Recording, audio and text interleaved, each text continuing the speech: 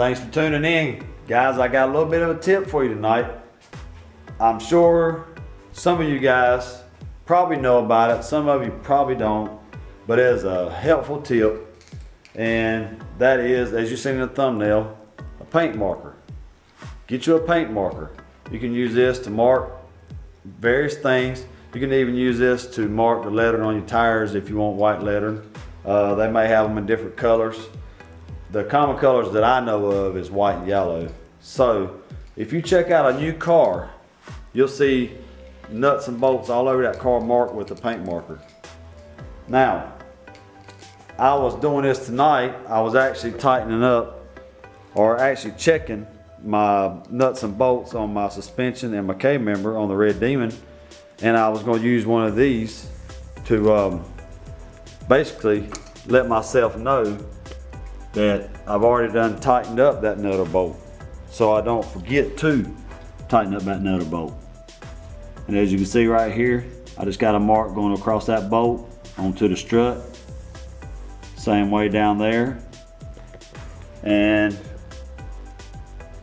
as you can see right there, I got it marked right there. And like I said, guys, that gives you security, letting you know that that bolt or that nut has been tightened. You'll know if it backs off because the lines won't match up anymore. So it's got its benefits. Also, another good tip, like I said, some of you may know this, some of you may not. Bag and tag everything.